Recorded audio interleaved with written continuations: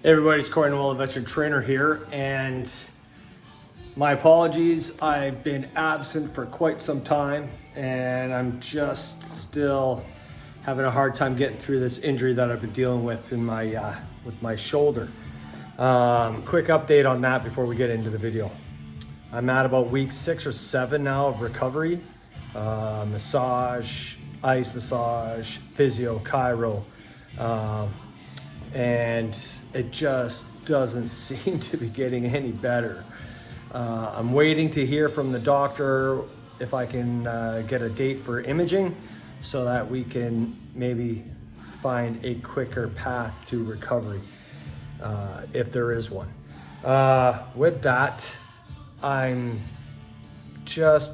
been playing around with some certain exercises just to see what I can do. And through a recommendation from chiro and physio, they're telling me to do as little with my shoulder as possible and just these very minimal movements. And I might shoot a video about that in another time. Anyway, reason why we're here today is because I had a request about making a video for the leg attachment, the quick release leg attachment. And I had to shake my head for a second. I was like, I didn't make one? I remember shooting an unboxing video. And then I realized, shit, maybe I didn't make a video for the leg press. So anyway, today, through a request from one of the subscribers, thank you very much, I'm gonna shoot a quick video on the setup and teardown and use of the BeFitNow Canada quick release leg press attachment. That's a mouthful. Yes, it is. Anyway, so thanks for sticking around. Thanks for supporting. Thanks for all the love. We are quickly approaching 100,000 views. And for me, of course, they got to ruin a good shot. Hey, you too. Over there. Keep it down. Anyway, we're quickly approaching 100,000 views, man. And that's just blowing my mind because for just some regular dude working out in his basement trying to help others, that's awesome. That's awesome. So thank you very much. Thank you for all the support. Thank you for the love. So no further ado, I'll see you at the finish line. Cheers.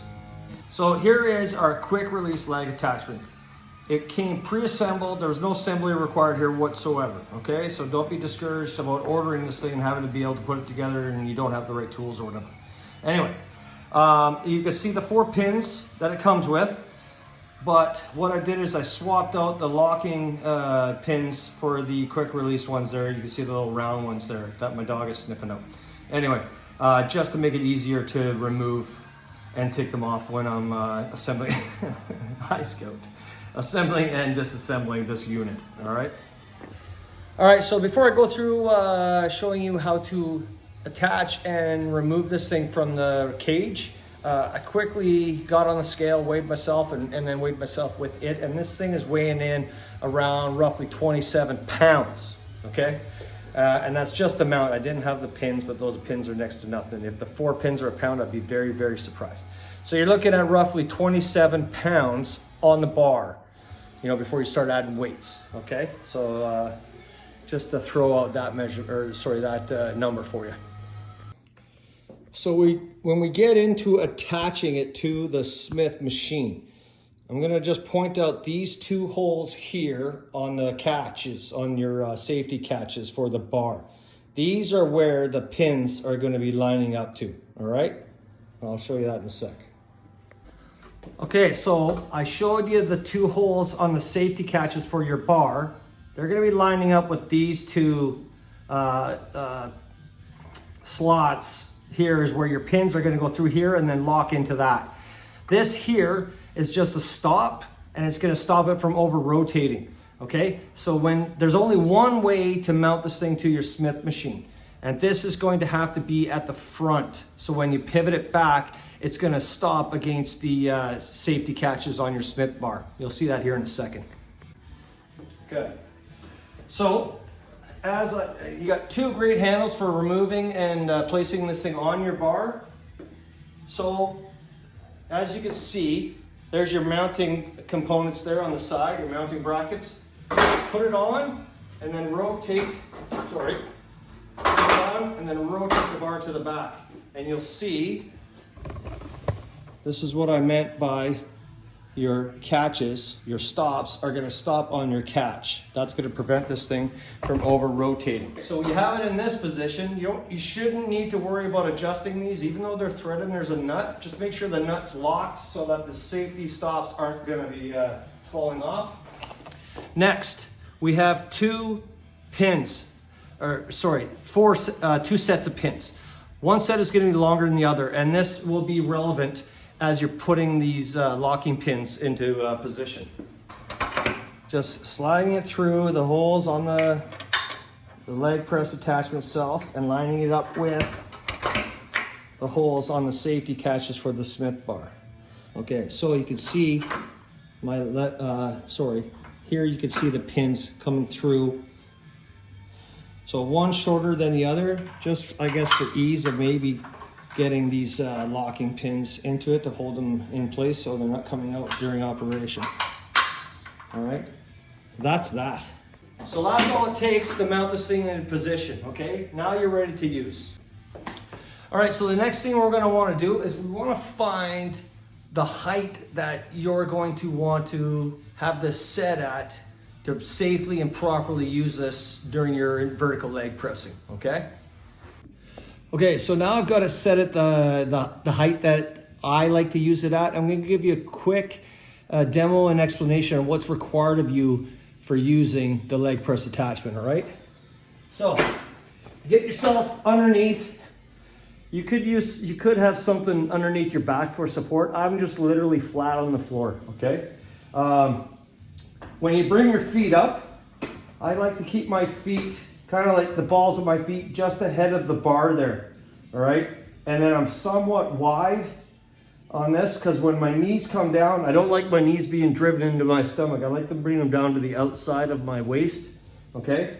So, an important thing to remember next is when you're ready to press, you have to lift and then you have to rotate slightly out with your ankles and your feet, all right? And then you're gonna extend fully to your start position. All right, so this would be my start position.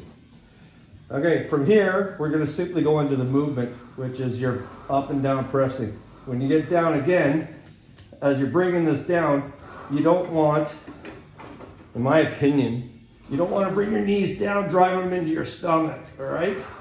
Unless you're doing partials or something, but for high volume training like I prefer to do, I'm bringing my knees down to the outside of my torso, outside of my waist, and I'm bringing them down to about a 90-degree angle, and I'm not hyperextending when I press up to the top. You don't want to hyperextend, it's not good for the joints, okay? So I'm not hyperextending. I'm just still a slight bend in the knees when I get to the top of my movement, and 90-degree when I get down to the bottom, all right? And that's my movement there. When you go to re-rack, you have to remember you're gonna need to do the opposite of what you did before, and that is rotate forward slightly. Catching, make sure you're catching your safety catches on the side of the machine before you take your legs away. You also, when you lift off, you can take the second to place your safety bars on your cage to a position where it's not gonna impede your movement, but if you need to, if you're maxed out, if you're done, you could set it down on those and just be able to squeeze yourself out, okay? Lift off slightly, rotate out, and then this is where I would usually set my safety bars so that when I come down, I still have some clearance there, but if I needed to, so I can go a little bit higher. As I come down, I'm not quite touching. So that allows me to still go through my full range of motion. But if I needed to get out, I press it down. There you go. And I can get out safely without getting myself squished to death, all right? Anyway. Okay, so after it's all said and done, I want to go to remove my pins. 1 and 2, remove the safety catches. Just pull a pin. It's one side. Safety pin, pull a pin. It's still sitting on the bar. Okay, it's still sitting on the bar. There's the safety stops I was telling you about. And that's it. Then you're just simply lifting it off. And that's it. All right, there we have it. So there's a quick and dirty operation, setup, connect, disconnect of your BeFitNow Canada. Quick attachment, quick release leg press attachment, all right, for the Smith machine on the Mr. Monster. Wow, that was first take, believe it or not, first take, yeah. All right, so Cornwall, veteran trainer. I hope the video is helpful.